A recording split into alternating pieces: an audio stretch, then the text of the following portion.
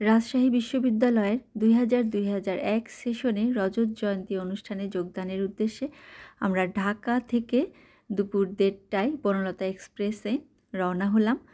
এখানে ট্রেনে এসে দেখলাম অনেক বন্ধুবান্ধবী, আমরা একই কম্পার্টমেন্টে, নতুন নতুন অনেক বন্ধুর সঙ্গে পরিচয় হলো। ক্যাম্পাসে থাকাকালীন সময়ে সব ডিপার্টমেন্টের বন্ধুদের সঙ্গে যোগাযোগ ছিল না, পরিচয় ছিল না। ফেসবুকে অনেকের সাথেই পরিচয় হয়েছে। ট্রেনে বিকেলের দিকে সবারই বেশ ক্ষুধা লেগে গেছিল, বাদাম চিপস এগুলো হাবিজাবি খেয়ে চলছিল। এরপর আমাদের এক ফ্রেন্ড খিচুড়ি নিয়ে এলো, খিচুড়ি আর মাংস। ক্ষুধার পেটে আসলে যা পাওয়া যায় তাই মজা লাগে। সবাই বেশ মজা করে খাচ্ছে আমাদের বন্ধুরা। আমরা সবাই রাজশাহী বিশ্ববিদ্যালয়ের প্রাক্তন ছাত্র। আমাদের রজত জয়ন্তী অনুষ্ঠানে যাচ্ছি। 10 তারিখ শুক্রবার আমাদের রজত জয়ন্তী উৎসব।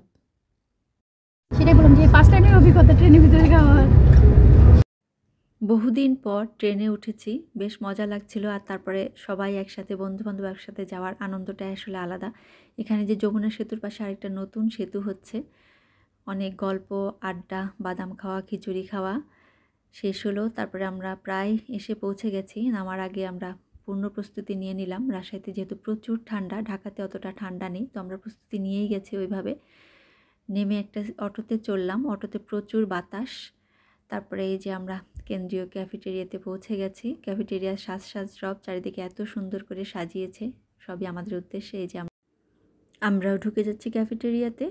সব বন্ধুবান্ধবের সঙ্গে দেখা হবে, কত স্মৃতিচারণ হবে, অনেক মজা হবে। অনেকেই খেতে বসে গেছে, আমরা কেবলমাত্র পৌঁছালাম। আমরা সবার সাথে একটু দেখা সাক্ষাৎ করে তারপরে খেতে বসবো। রান্নার প্রস্তুতিটা কেমন ছিল চলুন দেখে আসি। খিচুড়ি, হাঁসের মাংস, বেগুন ভাজি, সালাদ, আর এদিকে যে ওনারা পেঁয়াজ কাটছে, রসুন কাটছে, মশলা বাটা হয়ে গেছে। আমি এই টাইমটাতে ছিলাম না, ভিডিওটা পরে কালেকশন করেছি। আমাদের বান্ধবী মুক্তা তো সব একা একাই রান্না বান্না করে ফেললো। আমি কিছুই রান্না করতে পারলাম না, আমি শুধু খাবো।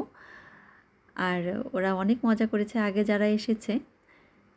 এরপরে আমরা খাওয়া দাওয়া শেষ করে এই শহর ভ্রমণের উদ্দেশ্যে ভার্সিটির বাসে উঠে পড়লাম।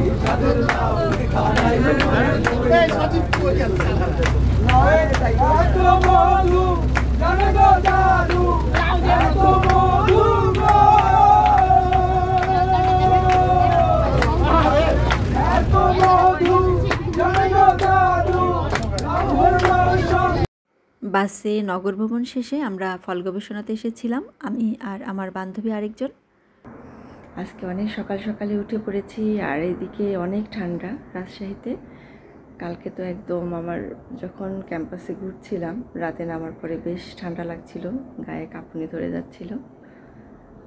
খুব সকাল সকাল আমরা ঘুম থেকে উঠে পড়েছি, রেডি হয়ে ক্যাম্পাসে যাব। এরপরে কী হবে পরের ভিডিওতে থাকবে, সবাই সাথেই থাকুন।